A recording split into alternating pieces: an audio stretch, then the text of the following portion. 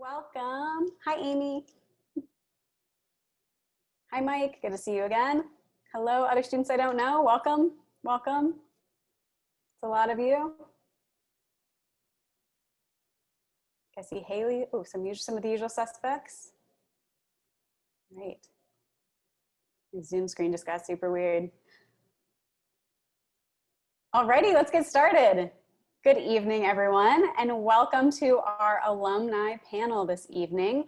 My name is Melissa Kaufman. I am the Executive Director of the Garage, a space and community on campus for students interested in entrepreneurship.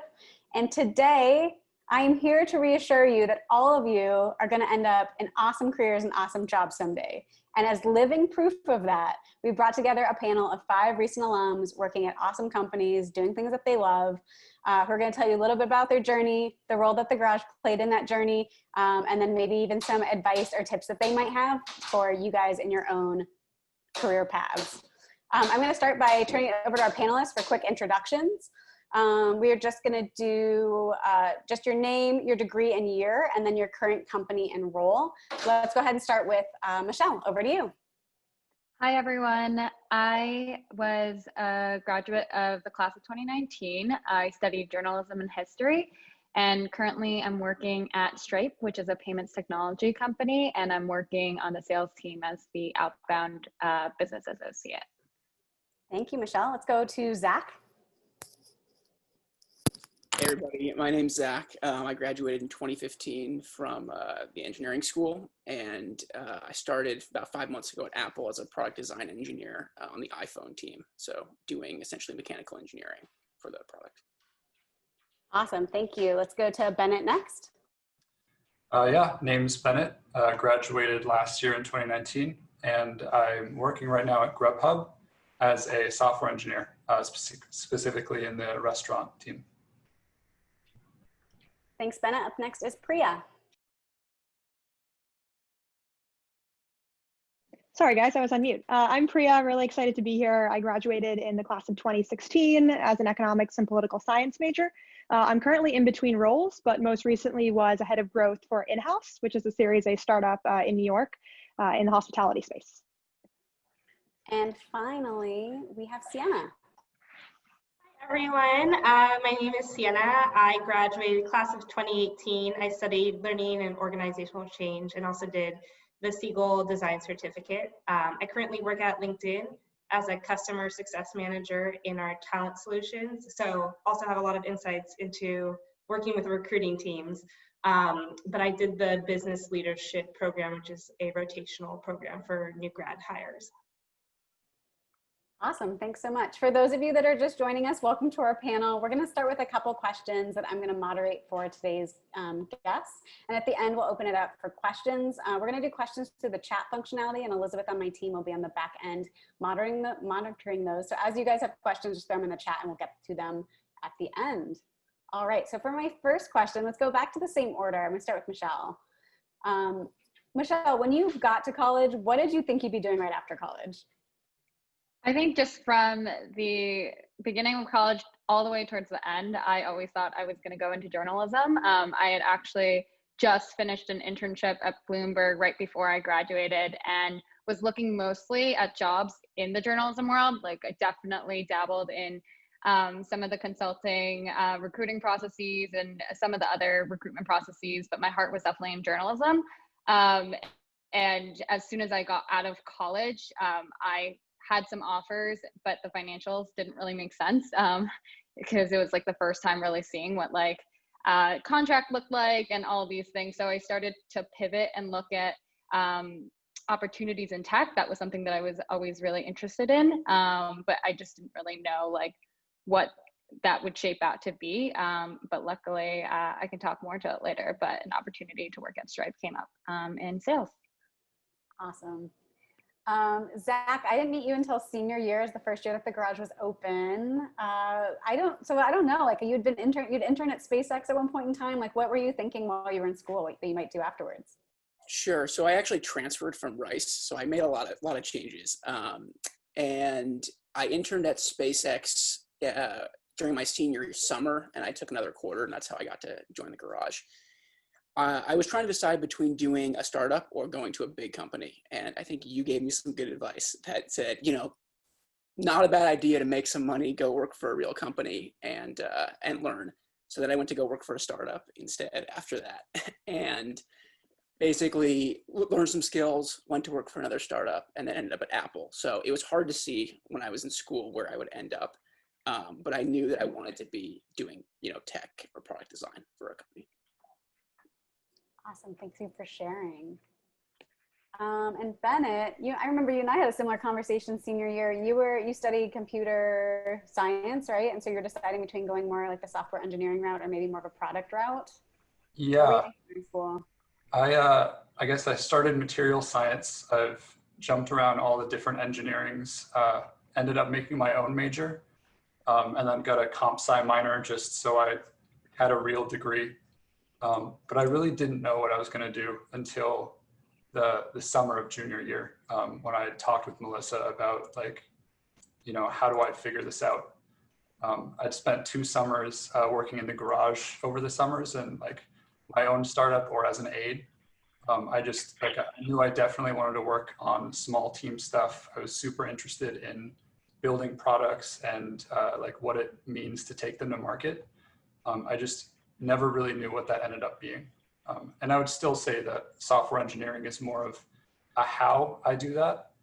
I was torn between software engineering or product management. I ended up going into software engineering because it hit some more points that I think fit with my longer term career goals. But yeah, I think my career might have been a bit atypical because I really didn't have my stuff together until the very end. Which I think is a really great lesson for everyone is college should be a time for figuring it out. It doesn't have to be the end all be all. You can figure it out senior year, you can figure it out after school. It doesn't have to be something you come in freshman year, declare your major and that's what you're going to do for the rest of your life. And I think for you, Bennett, when we talked about the difference between doing more of product management or product marketing versus being a software engineer, having worked at Google, I knew it was really important if you could be a software engineer to be an engineer first, because it really leaves more options open. It's a lot more rare to go from a product or a business side role back into engineering. So any regrets on that decision? Definitely not. I still see it as a tool to build things really cheaply, really. I think our conversation pretty much went we realized I should probably talk to a product manager and I should talk to a software engineer. I can get into flow when I code. I can also get into flow when I play soccer. There's not a lot of things I can get into flow with. So we kind of figured to become a software engineer, I need to get ready for interviews. Why not just keep pushing all the balls forward and getting exposure to what it's really like to make that decision. And I think that approach of just going with the thing that came naturally worked out. Yeah, there's definitely a pro tip in there if our audience caught it, which is to talk to people who are in these current roles. So even if you're thinking about something that any of our panelists are doing, these guys are now resources to you, but talk to someone who's actually in those types of roles that you're considering. They can really provide a lot of guidance and clarity on what your path might be. You can talk to me too. I'm happy to give you my opinion, but good to talk to people who are out there in the world in these roles, doing it every day. Thanks for sharing, Bennett. Priya. Yeah, so I think I definitely took a much more quintessential path immediately post-school. So I got involved in the world of consulting pretty early on during college. I think that's what economics majors ought to do at Northwestern, and so sort of got tied up into that vein, but ended up really enjoying it. So spent 2 summers with Deloitte in Chicago, and then before joining Bain in the New York City office after graduating. Really enjoyed it. I think consulting is, happy to chat about it more as people are interested. I think it's a great path, at least starting point, for people who aren't exactly sure where the world of business might take them, but are interested enough in cracking difficult problems, working with interesting people. Also want to give the caveat now that I think it's easy at this age to feel like consulting is this beautiful gold star at the end of a rainbow and sort of this perfect job. It certainly is not perfect in any way, shape, or form. And so can sort of speak to all of that, but want to give anybody on this call who's sort of in the middle of what I know can be a very stressful consulting recruiting process, the kind of pro tip that, consulting's great. If you get it, you'll have an amazing time. If you don't, there are many other beautiful gold stars that are awaiting you. Yeah, I think, I mean, I can assume that a vast majority of people watching this, or not a vast majority, but a lot of students at Northwestern, it's a huge percentage, do end up in consulting, particularly at Deloitte, I think, which is a huge recruiter out of Northwestern. Could you touch again on some of like those like pros and cons of consulting, like maybe what you loved most and then what you didn't like and why you chose to leave? Yeah, absolutely. So yeah, I think in one sentence, it was an adventure of a lifetime. Certainly high highs and low lows. So I think parts of it that I really loved, probably, way too overdone, but definitely the people. I think it's rare to join a company post-college where, curious if the other panelists agree, but I think it's rare to join a company where everyone who you're working with are people, whether it's your peer or people you're reporting to, or people who you dare to like walk and talk and think like one day. And I genuinely felt that way about like 99% of my peers in consulting, which is a pretty fantastic way to just learn the ropes. So I think that's certainly the biggest pro. I think the con, certainly a few, and largely, can talk about why I decided to left, but most of these reasons were one, most of your work is around quote strategy, whatever that means, and much less on the execution piece. And so, there certainly is this ownership and gratification and learning that comes from actually not only building something, but seeing it actually land and fly that you just don't really get in consulting. I think that's one. And then two is, you're largely a generalist for most of your career in consulting until much later. And so I think consulting is a fantastic place to start to learn where you might be interested in digging deeper. But as soon as you feel like you've done that, to really leave and explore that further. So for me personally, happy to go into this, but realized that I was really excited about the hospitality space and particularly food and beverage. And so ended up leaving Bain to work for the Helena group in Chicago for some time, leading up their growth strategy, and then most recently joining that startup. So very, very different in the world of consulting, but I think consulting is good for learning kind of what you might be interested in diving deeper into. Awesome. Thank you for sharing. And finally, Sienna, LinkedIn. Oh, and also Michelle. But oh, I'm sorry. Did I skip Michelle? Sorry, I keep trying to go in the same. No, Michelle went. No, I went first. Michelle went first. You're last. I have a good order for you. So Sienna, you ended up at LinkedIn right after school. Can you tell us, can you think back to freshman or sophomore year? Where did you think you were going? Was it LinkedIn? Yeah. It wasn't LinkedIn. I think generally, when I first started school, it was just I want to go into business, whatever that means. It's such a broad term. But then getting more involved in Epic and just I'm from the Bay Area, kind of realized I wanted to be in tech. But it was one of these things, and actually I think Michelle was top of mind because we actually talked about this when I was in school about how can you be in tech if you're not a software engineer or more on that side. But then kind of figuring out, and these tech companies are all businesses, and there's lots of different roles that don't necessarily require you to have that skill set. And I studied learning and organizational change. I'm really interested in the people side of things. But when it was, I guess, my senior year, I still wasn't sure what I wanted to do and was starting to look at rotational programs, which if people are unfamiliar, is you get to try out a lot of different roles. It's particularly made for new grad hires, like consulting, but not consulting because you're in one organization. But that gives you a taste of a lot of different kind of roles at a company. So that's really what I focused on doing. And LinkedIn had a great rotational program. A lot of Northwestern alumni had done it. And so that's really what I was aiming for. So another pro tip in there, rotational programs, which there's a lot more of these days, are an awesome way if you know that you want to work in tech and you're not on the business side, but you're not sure what type of a role or what type of a product you work on.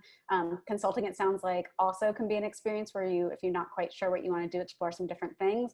I was someone who got out of college. I did both. So I did a 1.5 years of strategy consulting, and then I did a 2-year rotational program at Google. So I've seen both.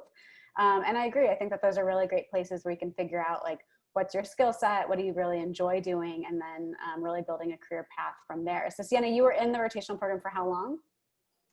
So I guess it was 10 months. Okay. Yeah, I think they've changed it. It used to be 2 years at LinkedIn, and then it was 6 months, and then but I did a couple different roles in customer operations, recruiting, and then in customer success, which is the role I'm in now. And how did you pick customer success after seeing a couple different roles? Yeah, so and customer success is definitely one of these newer types of roles that looks very different at different organizations. But I really enjoy talking with the customers, but also getting to know the products deeply. So that kind of bridges the two. It's also within our sales organization. I didn't necessarily want to go into sales.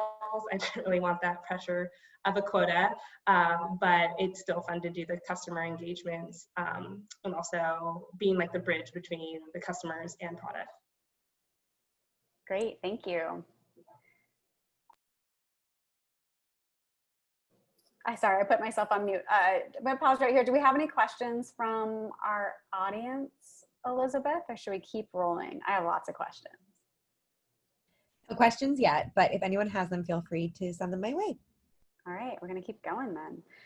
So one of the shared experiences that all of our students have, they've ended up in, or sorry, our alums have in common, you know, they all started in different places, different majors, different paths, but all of them made a pit stop at the Garage, some longer than others. So seeing as this is hosted by the Garage, I want to hear a little bit about the entrepreneurial projects or clubs that you were involved in through the Garage, and then kind of bonus points if you can tie that as a pro tip back to how that landed you in your current career path or role. So let's go back to the top and start with Michelle. Yeah, I started getting involved with the Garage my junior year after I did a quarter in San Francisco. It was like their pilot spring quarter in San Francisco, and that was my first exposure to the world of tech. And they were really great in organizing a lot of trips to like really cool companies, as well as getting us connected to alumni. And I got a chance to even work at an accelerator out there because of an alumni connection. So as soon as I got back to campus, I knew that I wanted to get more involved in this scene.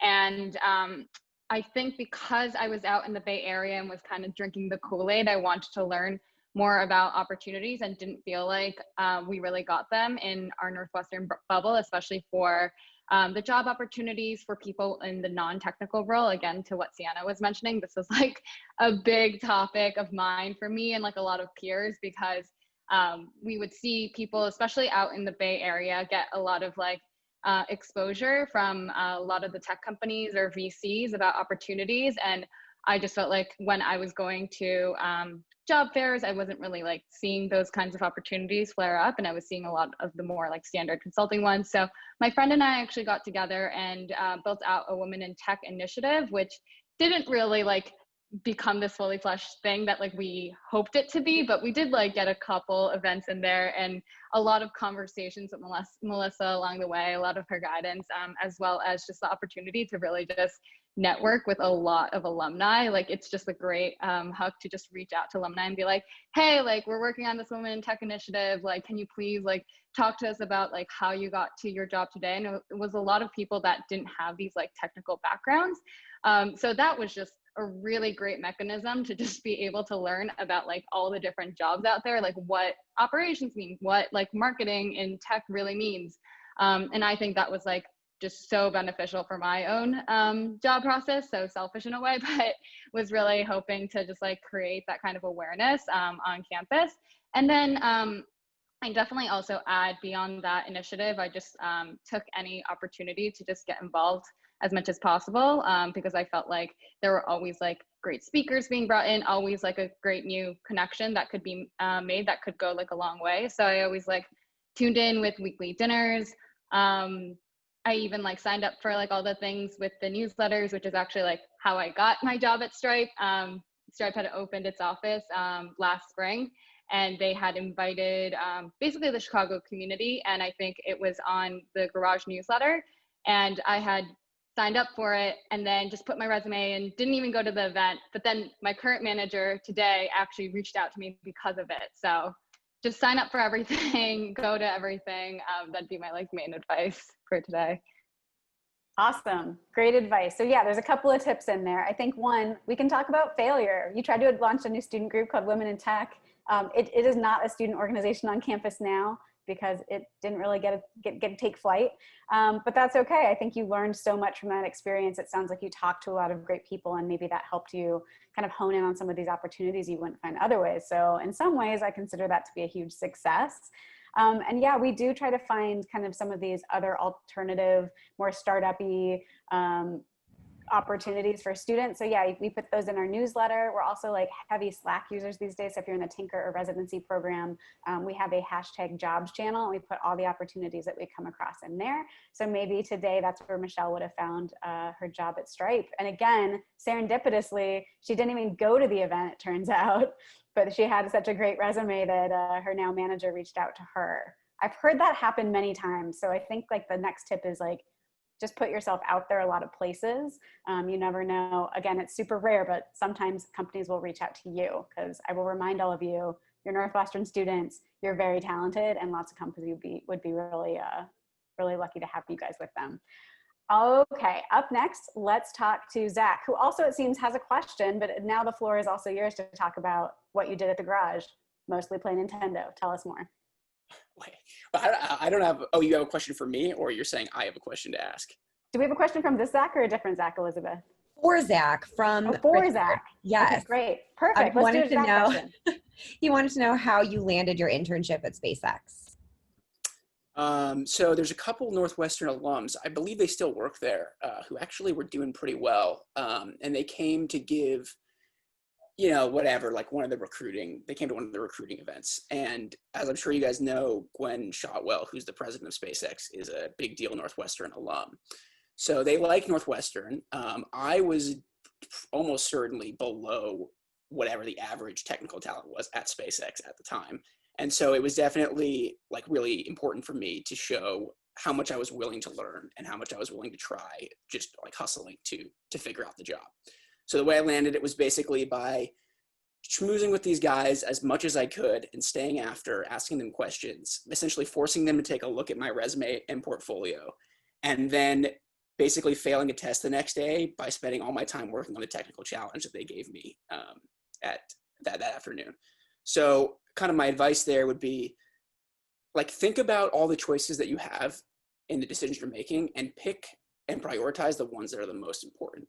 So the tests was like an important test, but I knew that if I got this internship, it would matter way more than that test ever would matter on my future. And so I made the right decision there on what to focus on.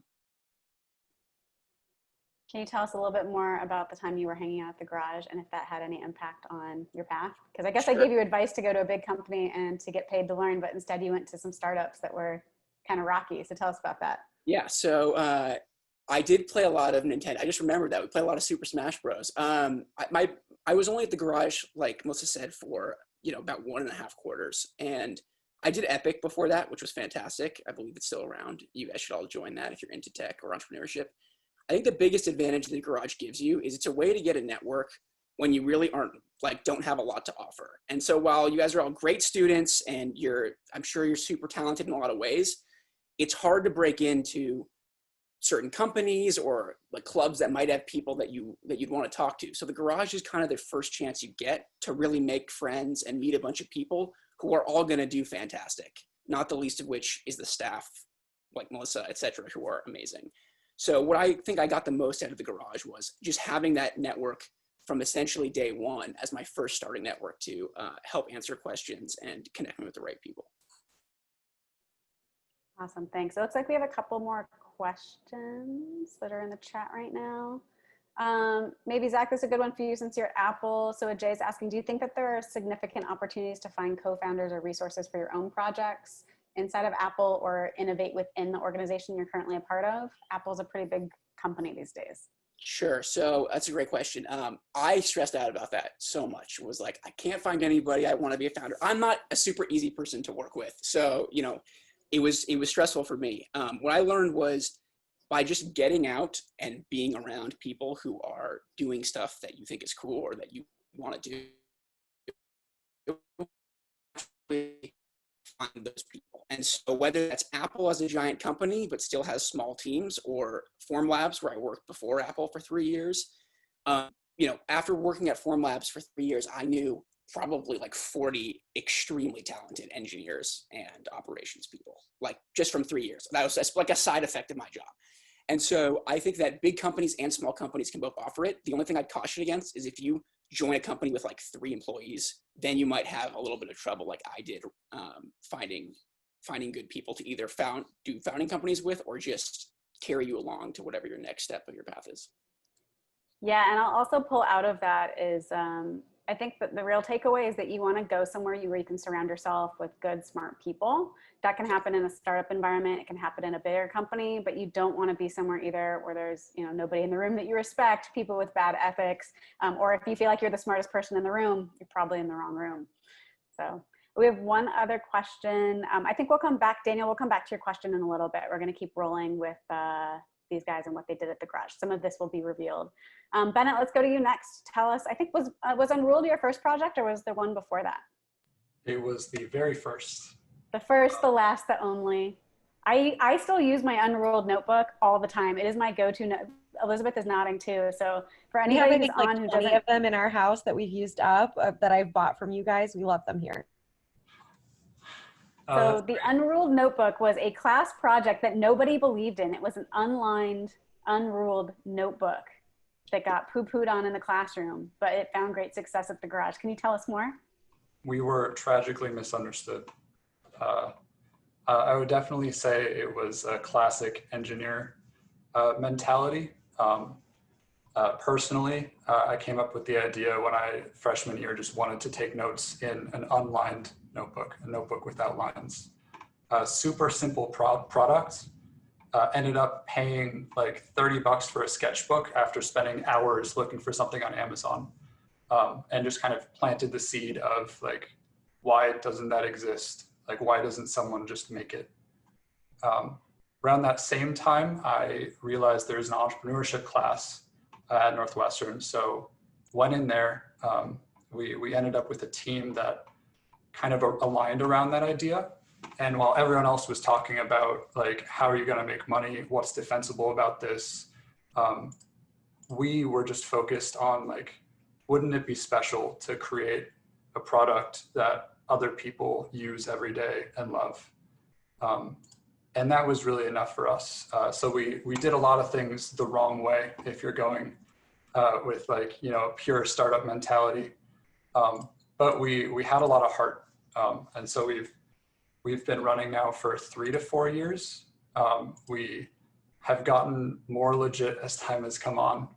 It's helped us learn a lot of stuff, and the garage has been super helpful with like keeping us engaged with questions like, you know, this is a product that you think is going to work, prove it by like selling out of your first inventory run. And then to do that during the summer program, we ended up just going door to door to retailers to sell it. Like trying to approach other colleges to like buy them in bulk. I think it was less the business success that's rubbed off on me and more the impact on like my mentality as a whole. Like doing this kind of stuff pushed me to negotiate my first job offer because I felt comfortable doing that kind of thing and advocating for myself. It taught me how to like take ownership over decisions, which going into software engineering, I was very inexperienced. Everyone felt so much smarter than me, but my advantage was a mentality of, you know, like, what are the next steps to this decision? Like, what are the issues that could happen? Being willing to have super honest dialogue with my manager. And so I think that was the real thing I got out of the garage. I think it's very unlikely that we're going to come up with like the startup that like changes the world in our life at the garage, but I think it's going to plant the seed and it's going to change the way we think about our careers. And I think that's been where the real value is for me. Yeah, thank you. That's really well said. I think, you know, you often think like, oh, you're going to learn like entrepreneurship skills, like pitching and like how to make a slide deck and stuff like that. And yes, like those are some of the things you will do as an entrepreneur at the garage or through our programming. But it's some of these intangible skills, like, you know, the confidence, the negotiation skills, sometimes it's the softer skills, strategic thinking, problem solving, that's actually where the real value is. And you know, we often talk about these startup projects as like getting reps in and like building a muscle. And you need to get your reps in every time you negotiate, you know, prices of notebooks. You're getting a little bit better at that and a little bit more confident when you talk about job offers. So hopefully that's answering Daniel's question, which was what entrepreneurial skills that you learned at the Garage have applied most to your current role. So boom, we answered that question. Amazing. I also put the Unrolled website in the chat. You guys should check it out. You can buy a 3-pack on Amazon. We love them at the Garage. All of our current residents that are incubating at the Garage, we have 30 students at the Garage right now, each received a Garage branded Unrolled notebook as part of your welcome pack. So I know Amy Drake's on this call. So this is the granddaddy of your notebook. All right, let's move on to Priya. So Priya, I think I first met you when you were the president of what was Northwest Student Holdings, which has now become Student Holdings. Can you tell us a little bit about that experience? Yeah, absolutely. So yeah, I joined the Garage, towards the middle of my junior year and had about a year there before graduating. And so as Melissa mentioned, I took the too sexy title of president, CEO of this holdings company when I was at Northwestern. And through that, probably spent about, and Eliza can probably attest to this, probably like 50 hours a week was spent in the Garage for the year that I was there.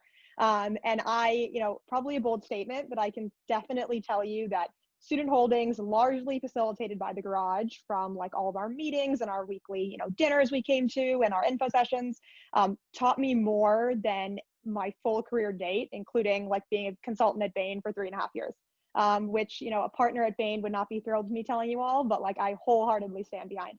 I think the two like life-changing skills that I learned through this like Student Holdings Garage experience, to all of your points, were like very intangible. I think one is just hustle. I think that it is this word that like a lot of people talk about and very few people like actually execute on. And to me, hustle means like against all odds, making things happen. Like no excuses, no no reason why it didn't happen, just figuring it out and doing anything you have to make that happen. And I think that largely like any entrepreneur will tell you, like you can have the greatest idea in the world, but like people become successful, not ideas. And so, it doesn't matter if you would have come up with Apple, 50 years ago, you probably, if you didn't have the hustle, right, that it required to make that happen, it wouldn't have been you. And so I think one is hustle. And second is like relationship management. And I really don't like the word networking, because I think networking to me is this like very scary word, especially you hear a lot in college. And to me, networking implies quantity. It implies like, I want to talk to them. I need to network with the maximum number of people. I need to go to the maximum number of info sessions. I need to like check boxes off. To me, it's a lot more of like relationship management, which to me means like talking to as many people as you can who you fundamentally want to learn from, versus just like feeling like you need to get to a means to an end. And I think like the relationships that the Garage facilitates, both with your peers, right? Like mentors are great, speakers are great, but like peers are just as great. To be a sounding board, to be a thought partner, to just help you figure out the world at like a very early age in your career, just as important as people like Melissa and people like, mentors that come in. Using those relationships have like totally changed the way I think about the world and have made me a lot less nervous in my career to date, and just like reaching out to people, saying hi, grabbing coffee. A lot of things happen digitally these days, but like relationships still need to happen one-on-one. And so I think those two things were like fully invaluable, and I like owe the world to the Garage and Student Holdings for that experience.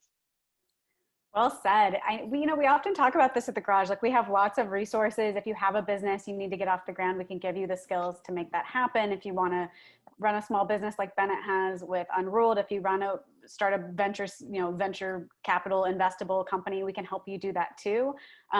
We don't really care about your idea at the end of the day. It turns out we are 100% invested in you guys. So we want to see like you are our product, and we want you to be successful. So I think that Priya also mentioned one of the true secrets of the Garage, which is it's about the people.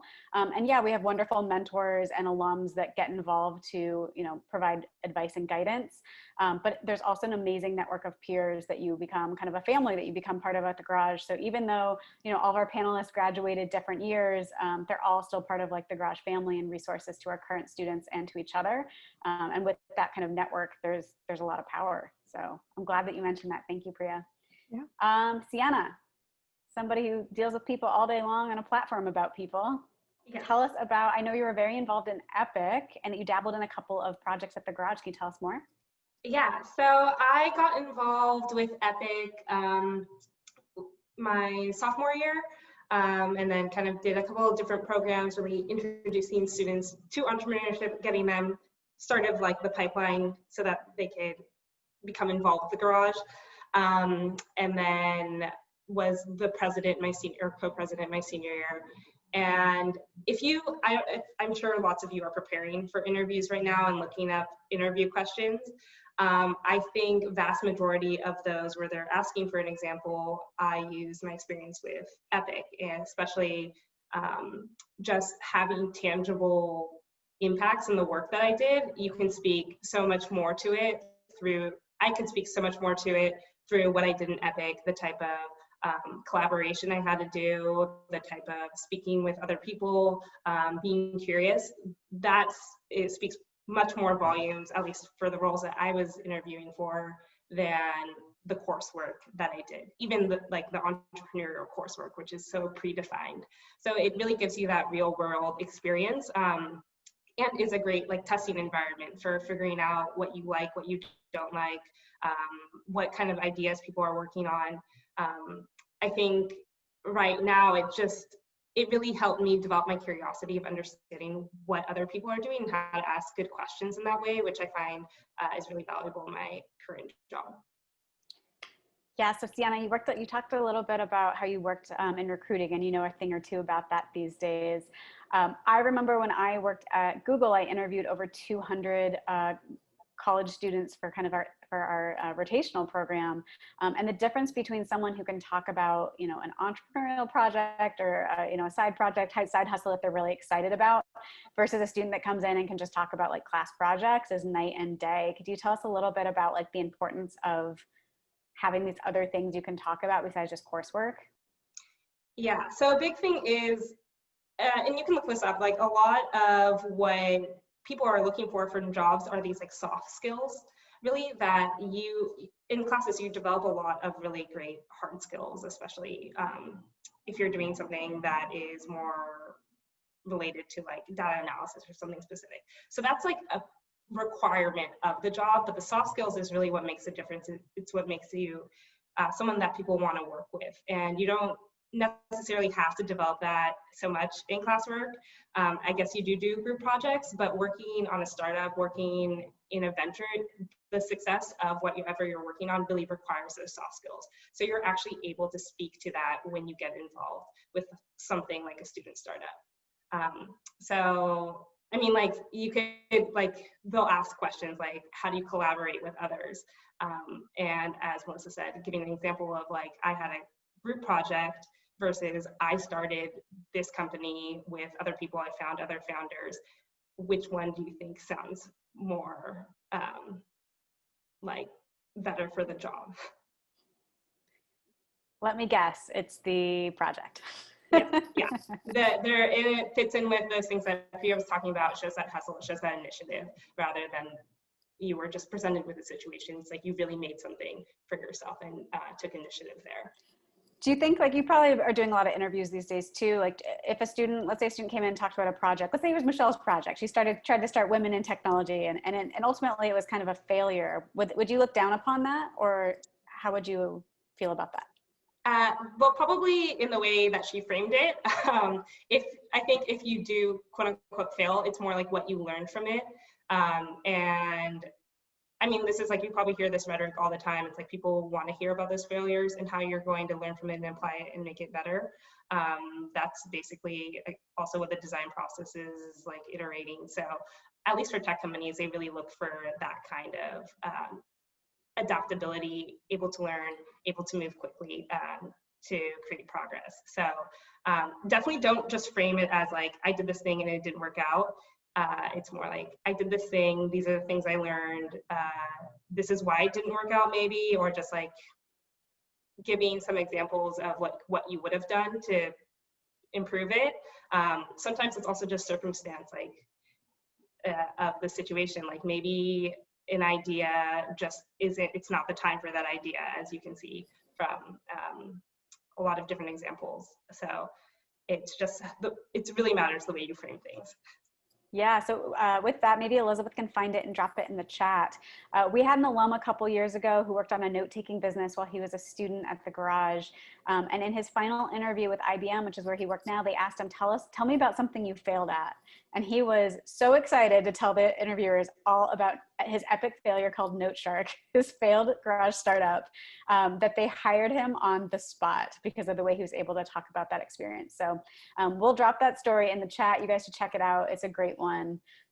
But yeah, there's definitely a way to frame any experience that you have, as long as you can talk about what you learned from that, and turn it into something that employers want to see. We have a question from Ajay that maybe Sienna could help answer. He's asking, how would you recommend students reach out to alumni and mentors to build relationships without making them feel transactional? Yeah, I think like a lot of people do like being reached out to, and it's more just like asking out of curiosity, not like, hey, I saw this job and I would love a reference or a recommendation. I also think there's, like, you really want to customize exactly why you're reaching out to people, and not just having like a very obvious canned kind of reach out, and like pulling specific things from their background. And also just being aware, like, maybe if people don't get back to you, it's not because they feel that it's transactional, but maybe they just don't have time. I also don't think it hurts to follow up. Usually if people don't have time, they'll let you know that they're not available to chat. So, but it's just like making it customized and being in a place of curiosity, kind of stroking their egos. I think when you say like, I saw this impressive thing that you did, I'd love to learn more about how you did that. People like to share those things.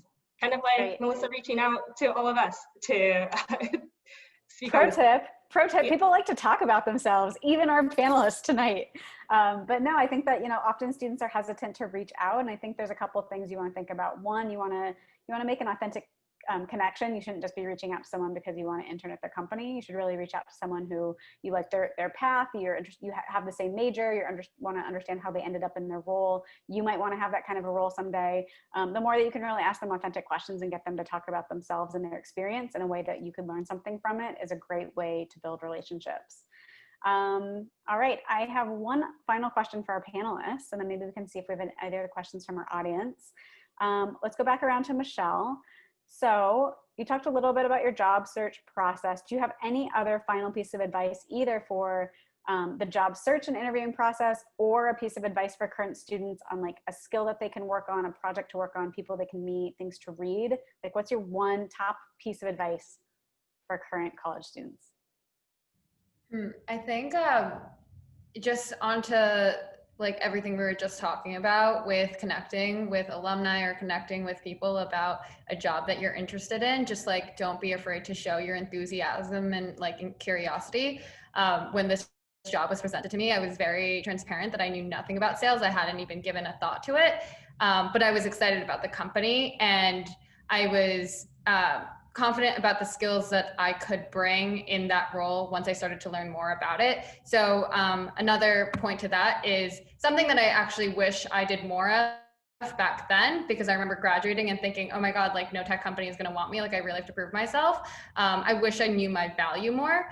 And I think someone had mentioned this, just being in a better place to really negotiate, because we do definitely have more ability and control over that, especially in like the tech world, than I was aware of at the time. So I think just coming out, like being confident of like the skills and like your abilities and all the experiences you have, and like knowing your value that you could potentially bring to a company. And then from that, just reaching out to people, like showing your enthusiasm, like showing that you care about, showing that you care about like building out this kind of experience, that kind of thing. Awesome. I'm going to recap our top tips in the chat for everybody. Thank you, Michelle. Zach, top tips or top tip. Let's keep it to one. It's hard to do more than one. Well, one thing I will answer with one, but one thing I did want to tell everybody was in my first time looking for a job, or second time, I applied to over 80 companies and I got 2 offers. So my tip is play the odds. So if anybody here plays poker, it can go a lot of times, most of the time it doesn't work out and you lose. So you can't be afraid to be putting yourself out there by either contacting people or applying to a lot of jobs. You need to do it. And in the end, I got an offer from Tesla and an offer from Formlabs, which was fantastic. Those were 2 of my top companies. So my piece of advice would be like, don't be afraid to really put yourself out there and dedicate your time, and absolutely don't get discouraged or feel any kind of a loss if you get rejected. You should be celebrating the fact that you got rejected. Go like take yourself out for like an ice cream every single time that you blow like a job interview or an internship. And you need to do that in order to get where you want to be if you're trying to be in a super competitive company at the end. For sure, yeah. Looking for a job can often be a full-time job. Applying up to 80 jobs is a ton of work to whittle it down to 2 offers, but 2 really good offers. And I do like the idea of going out and buying yourself an ice cream every time you get rejected. I know as Northwestern students, you don't get a lot of rejection. You've gotten a lot of the things you've strived for in life, like getting into Northwestern and getting good grades. But there's going to be a lot of rejection out there in the career world. You're going to get turned down for jobs or turned down for promotions, and you gotta learn how to turn that around and buy yourself an ice cream. And I got rejected from Apple twice before this, by the way, which I think is an important point for everybody who wants to work there. That tenacity and grit, you must have learned it at the garage. Yeah, and it was not fun. So I'm glad I had some good advice. Let's go to Bennett next. Advice. Yeah, mine's going to be pretty general. I feel like every job search is kind of unique, but I think as long as you're taking an active role in your career, like all the time you're putting in is going to be some of the most valuable time that you spend. Like a job search really isn't just about getting one job. Like this is a muscle you're going to have to be applying throughout your career. Like it's really about how are you choosing to spend, the 8 hours of your day that you spend every weekday. I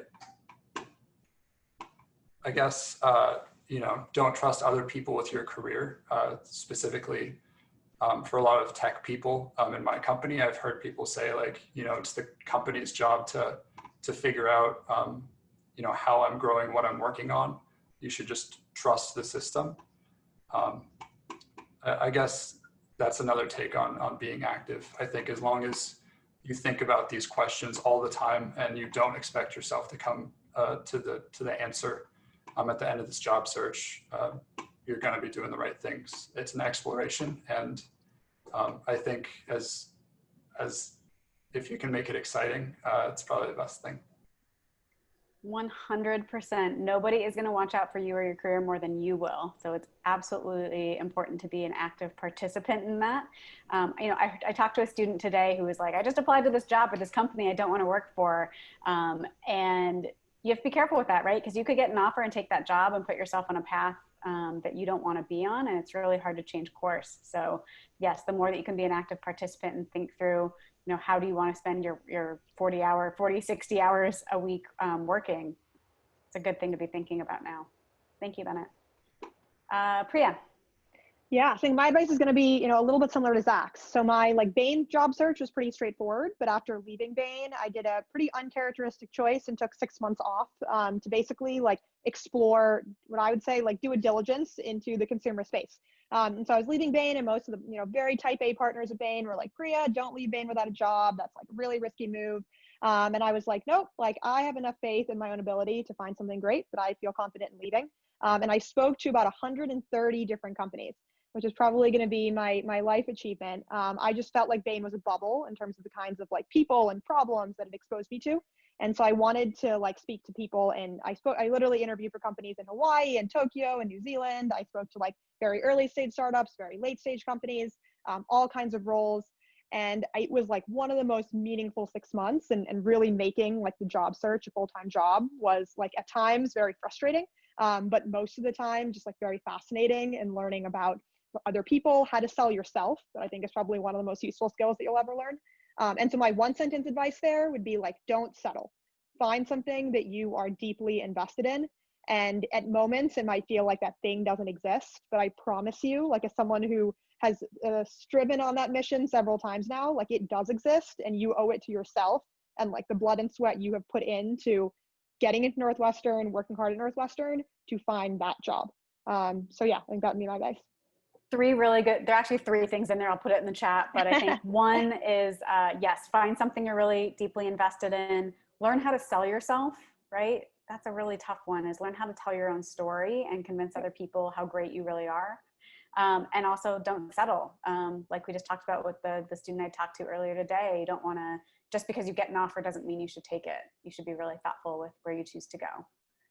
However, I will say your first job will not be your last job. So if you do pick poorly, you will have lots of opportunities to try again. But you do want to try to kind of chart yourself in the right direction. And last word from Sienna.